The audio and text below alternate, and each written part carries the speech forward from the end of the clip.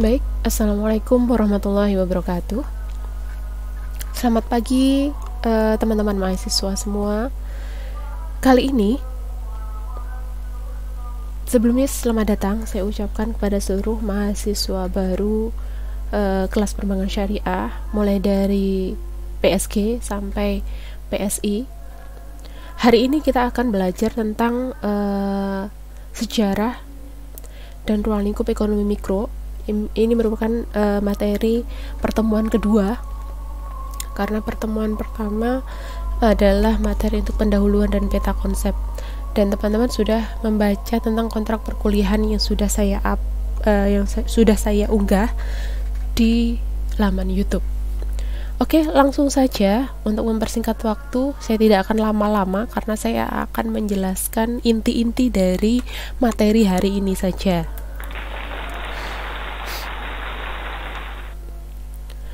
Baik, sebelum kita masuk ke dalam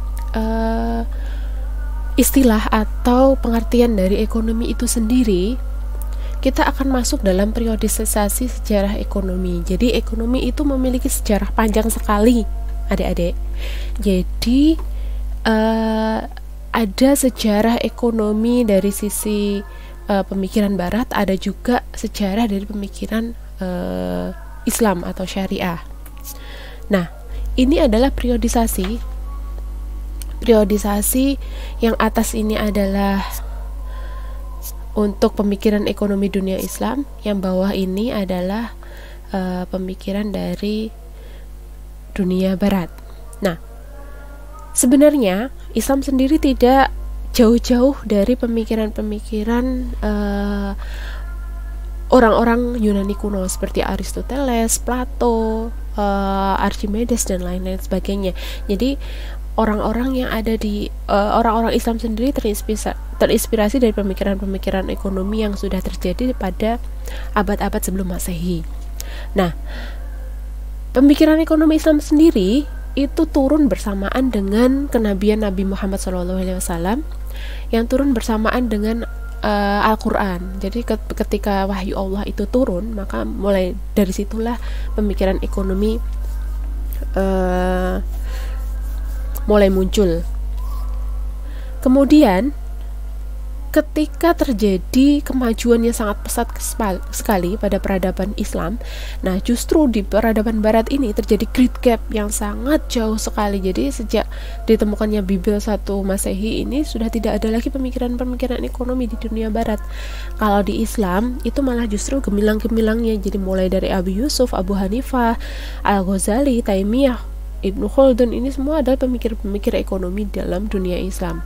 Jadi sebenarnya di pemikiran ekonomi dunia barat itu sebenarnya banyak sekali mengambil dari pemikiran-pemikiran Islam.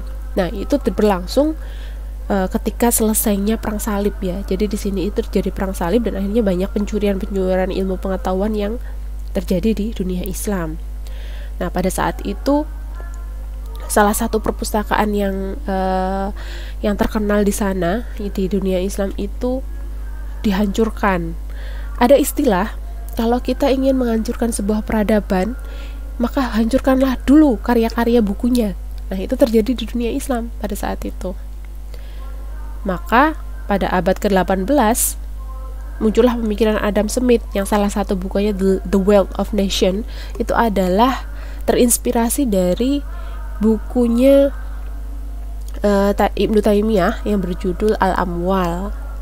Banyak sekali sebenarnya contoh-contoh karya-karya yang ada di dunia barat itu mengambil dari ilmu pengetahuan dari dunia Islam. Nah, kita patut bangga nih karena ternyata ilmu-ilmu yang ada sekarang ini dulunya sudah ada atau terpikirkan oleh ilmuwan-ilmuwan muslim. Baik, jadi perkembangan ilmu ekonomi Islam itu dimulai sejak 1930-an, yang berawal dari pendekatan-pendekatan syariah, ya, fikih, kalam dan lain-lain sebagainya. Kemudian mulai tahun 50 itu mulai masuk ke dalam dunia pendidikan, dan 70-80 itu mulai dijadikan sebuah sistem ekonomi, ya. Perkembangan ekonomi modern. Adik-adik pasti sudah dikenalkan nih pada saat sekolah dulu tentang Adam Smith. Adam Smith itu adalah bapak ekonomi dunia barat yang terkenal dengan bukunya An Inquiry into the Natures and Crisis of the World of Nations. Nah, ini salah satu bukunya. Dia adalah penemu mikroekonomi. Jadi bapak mikroekonomi itu adalah Adam Smith. Adam Smith mengajarkan bagaimana suatu harga itu terbentuk. Kemudian bagaimana menghargai atau menentukan harga dari tanah, tenaga kerja, dan modal, begitu. Kemudian beliau juga mengajarkan tentang bagaimana sebuah mekanisme pasar itu bekerja. Jadi kekuatan permintaan dan penawaran itu bagaimana bekerja di pasar. Kemudian seiring bertambahnya waktu, ternyata yang namanya pemikiran dari Adam Smith ini ternyata ada kendala, adik-adik. Jadi kendalanya adalah terjadi Great Depression pada tahun 1930. Nah, ini sebelumnya ini adalah Bapak John Maynard Keynes. Beliau adalah bapak makroekonomi dengan bukunya yang terkenal General Theory of Employment, Interest and Money. Jadi ini mematahkan teori-teori yang diajukan oleh Adam Smith. Ini bukunya. Jadi teorinya Keynes ini menjelaskan bagaimana makroekonomi itu ada. Nah, kembali lagi tadi ya, kenapa sih teorinya Adam Smith itu terpatahkan? Karena Adam Smith hanya memikirkan dari sisi produksi atau penawaran, sehingga tidak terpikirkan bagaimana kondisi permintaan yang ada di masyarakat. Karena tidak setiap penawaran itu ada permintaannya, ternyata ada hal-hal tertentu yang membuat permintaan itu tidak sama jumlahnya dengan penawaran. Nah, Great Depression 1930 itu karena banyak barang yang nggak laku, maka terjadi Great Depression, commonly used an example of how far the world's economy can decline. Jadi banyak pengangguran di mana, inflasi di mana-mana, inflasi meningkat tajam. Nah, seperti ini banyak sekali orang yang melamar kerja tapi kesempatan kerja tidak memenuhi jumlah angkatan kerja yang ada. Nah, di sana profit, harga turun drastis, kemudian pendapatan pajak negara itu turun drastis, hampir lebih dari 50%, dan pengangguran meningkat sebanyak 25%, dan beberapa negara yang terdampak itu sampai 33%. Jadi bayangkan kalau 33% orang tidak punya pekerjaan dalam suatu negara, bagaimana itu? Pasti tingkat kriminalitas juga meningkat. Nah, ini data-datanya, jadi tidak usah lama-lama ya. Nanti silahkan dilihat sendiri. Saya akan unggah di kelas virtual. Nah, oke. Ekonomi Islam sendiri itu disebut dengan ekonomi robbani. Jadi memang apapun yang ada dalam ekonomi Islam itu pasti diatur atau disebutkan di dalam Al-Quran.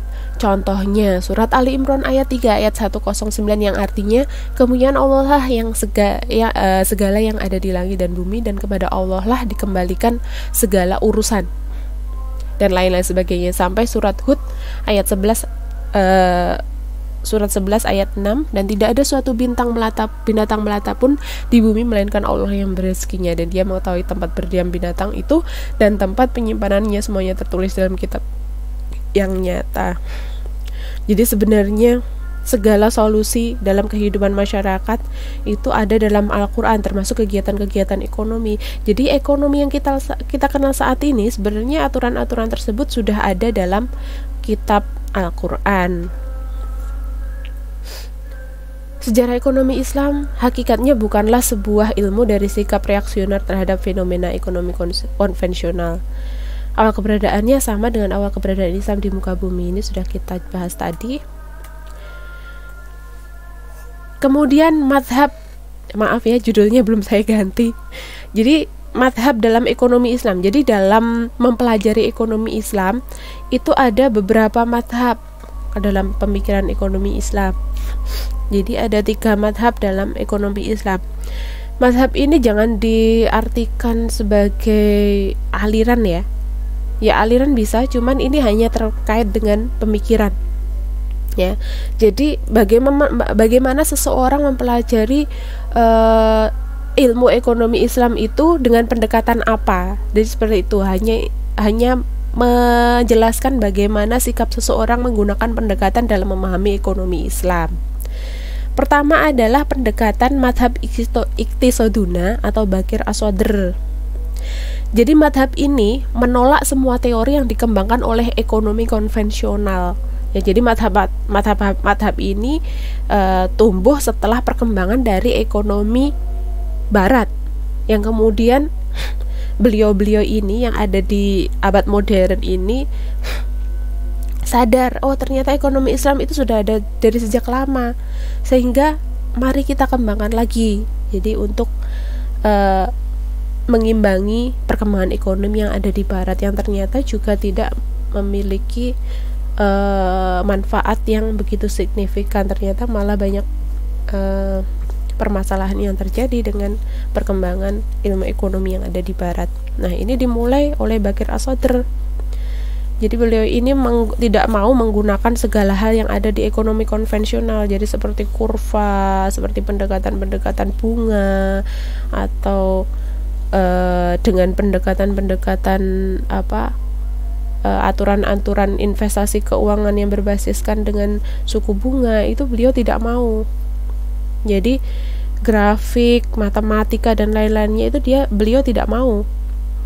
Jadi beliau membangun teori-teori baru yang berpedoman pada Al-Quran. Jadi apa yang nggak ada dalam Al-Quran dan Sunnah, beliau tidak mau pakai.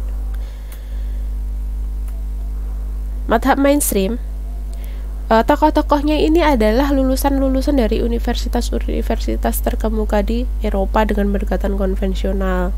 Jadi titik tekannya madhab mainstream adalah ekonomi Islam adalah transformasi ilmu ekonomi yang diterangi cahaya Islam. Jadi tetap memakai model-model ekonomi yang ada di konvensional.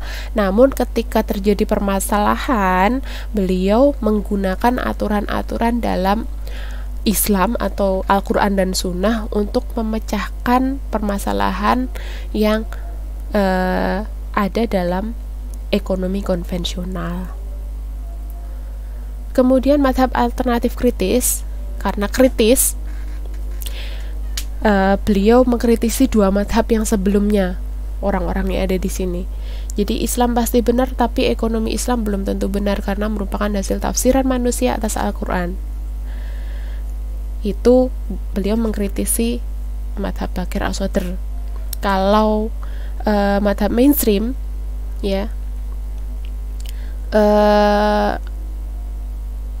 dua-duanya karena dia ilmu ekonomi konvensional maka harus diuji. Begitu juga dengan madhabnya Bakir Asodr, karena itu juga hasil pemikiran manusia, maka semuanya juga harus diuji. Seperti itu. Simak video kali ini.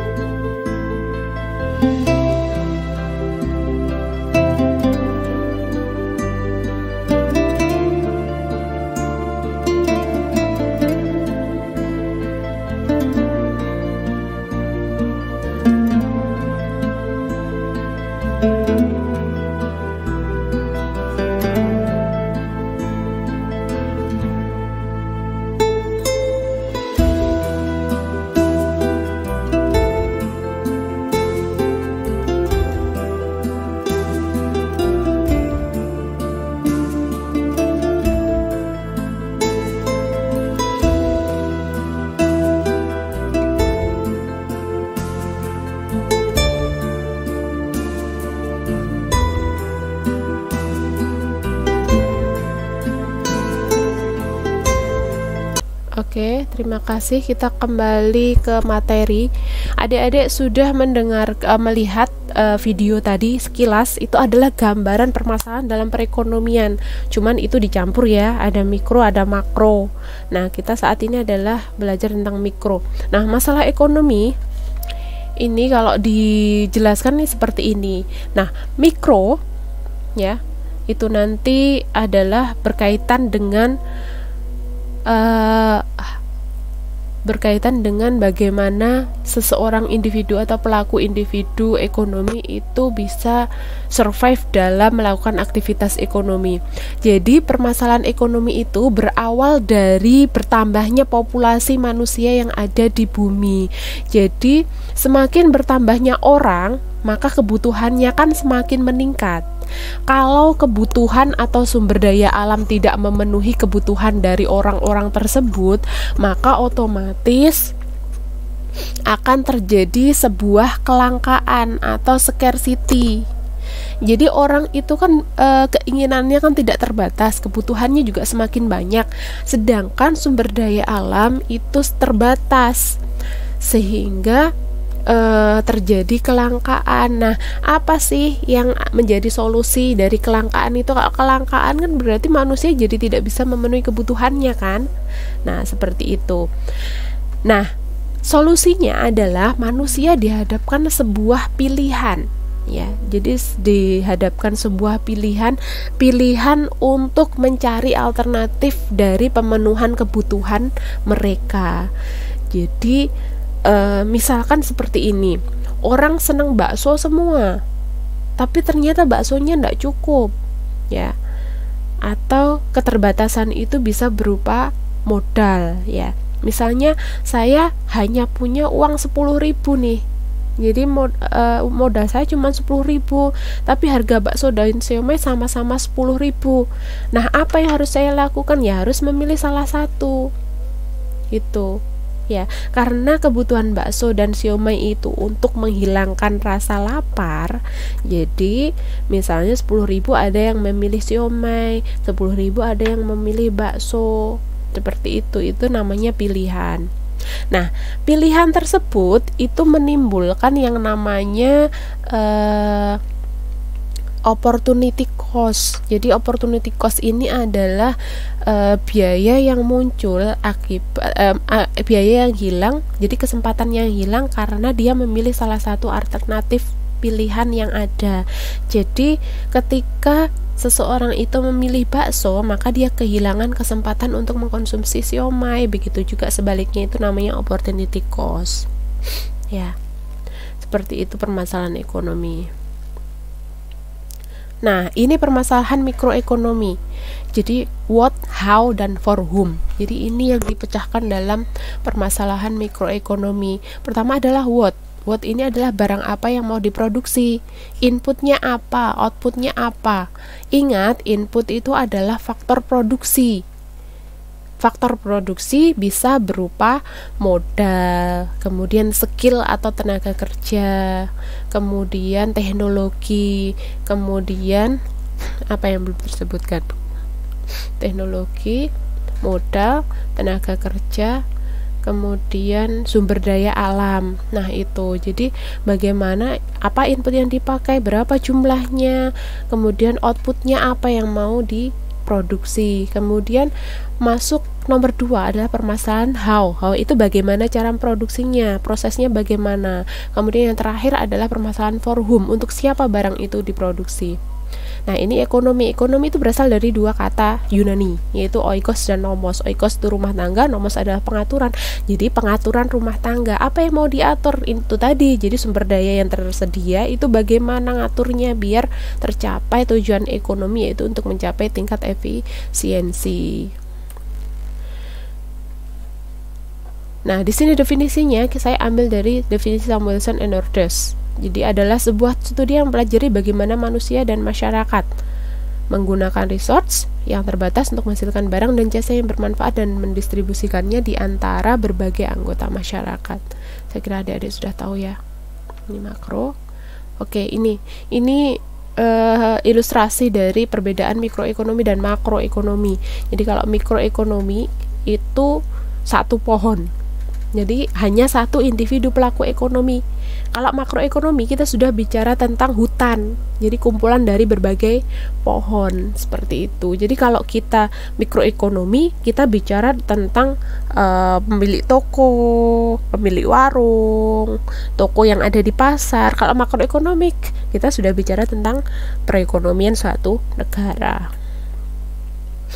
Nah, ini bedanya. Jadi kalau makroekonomi dia bicara tentang agregat, totalitas rumah tangga, kemudian indikatornya atau variabelnya adalah produk domestik bruto, tingkat pengangguran, tingkat pendapatan, kita akan bahas di makro. Kalau mikro, kita membahas tentang mandiri individual, orang, rumah tangga, perusahaan, industri gula, seperti itu. Jadi langsung spesifik. Apa yang mau kita pelajari nanti? Kita akan belajar bagaimana harga itu terbentuk, jumlah karyawannya dipekerjakan dalam suatu perusahaan itu berapa, revenue-nya perusahaan itu berapa, keuntungan perusahaan per bulannya berapa, pengeluaran keluarga Anton, misalnya ini untuk dari sisi konsumen ya, pengeluaran keluarga Anton berapa, pendapatannya berapa, dan lain-lain sebagainya. Nah, ini langsung ke pelaku ekonomi. Pelaku ekonomi itu dibagi menjadi 4. Jadi ada rumah tangga produsen, atau biasanya beberapa buku menggunakan istilah rumah tangga itu sudah merujuk ke konsumen ya. Jadi kalau rumah tangga di sini berarti kita bicara konsumen. Kalau bicara perusahaan berarti kita bicara tentang produsen atau rumah tangga produsen ya. Oke. Kemudian yang ketiga adalah kita bicara tentang pemerintah. Ini juga pelaku ekonomi. Yang keempat adalah rumah tangga luar negeri. Jadi kalau kita bicara tentang mikroekonomi, kita hanya berbicara tentang bagaimana rumah tangga produsen dan rumah tangga konsumen itu melakukan aktivitas ekonominya ya. Jadi rumah tangga konsumen itu membeli dan mengkonsumsi barang dan jasa serta menyediakan faktor produksi, jadi tenaga kerja, kemudian bahan mentah, kemudian investasi, uang berupa investasi, kemudian teknologi, dia punya tanah, punya mesin yang bisa disewakan untuk produksi. Itu yang menyediakan adalah rumah tangga konsumen. Dia juga punya untung dari itu. Kemudian itu digunakan oleh rumah tangga produsen dalam melaksanakan proses produksinya yang nanti outputnya akan dijual kembali melewati pasar barang dan jasa yang dikonsumsi oleh rumah tangga konsumen. Kalau rumah tangga konsumen menjual faktor produksi itu ke pasar faktor produksi, seperti itu.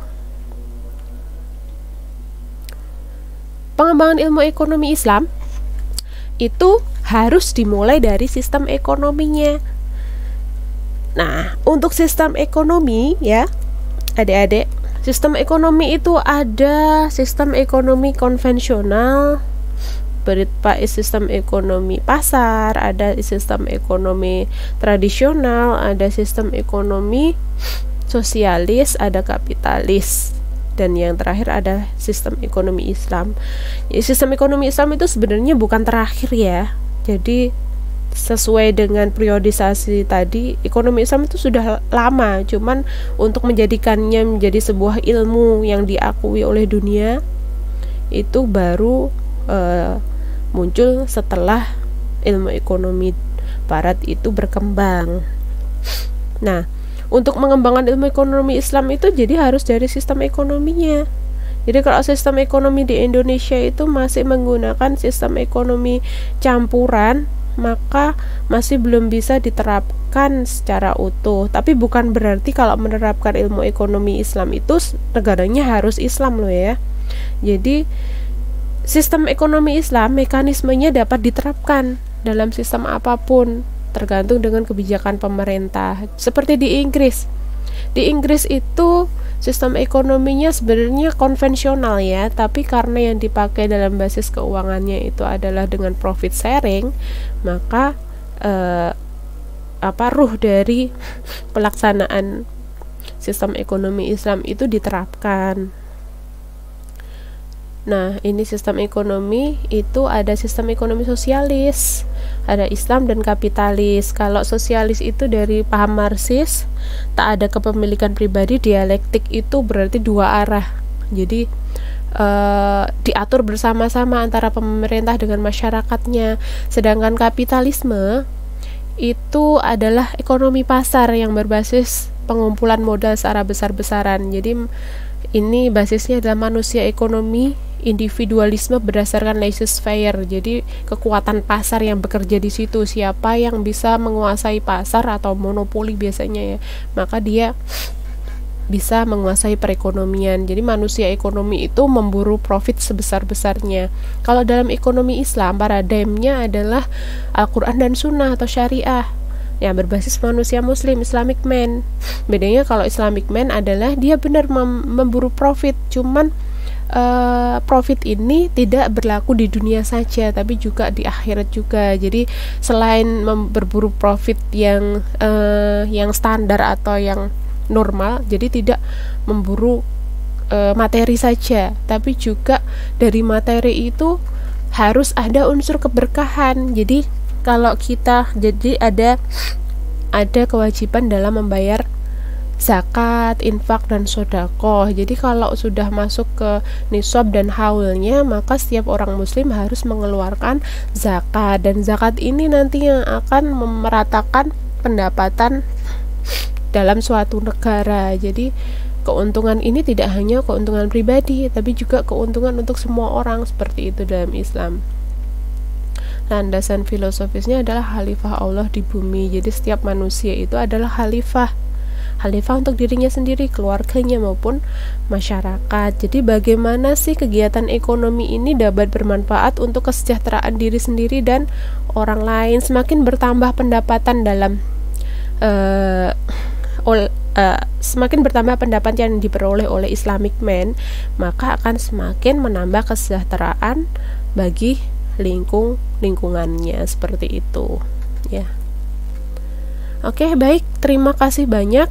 Sampai jumpa di pertemuan berikutnya. Silahkan kerjakan tugas dan jangan lupa kumpulkan tepat waktu. Di situ sudah saya tambahkan video untuk menambah pengetahuan bagi adik-adik semua. Silahkan disimak baik-baik dan kerjakan tugasnya. Jangan lupa dikumpulkan tepat waktu ya. Terima kasih. Kurang lebihnya mohon maaf. Wassalamualaikum warahmatullahi wabarakatuh.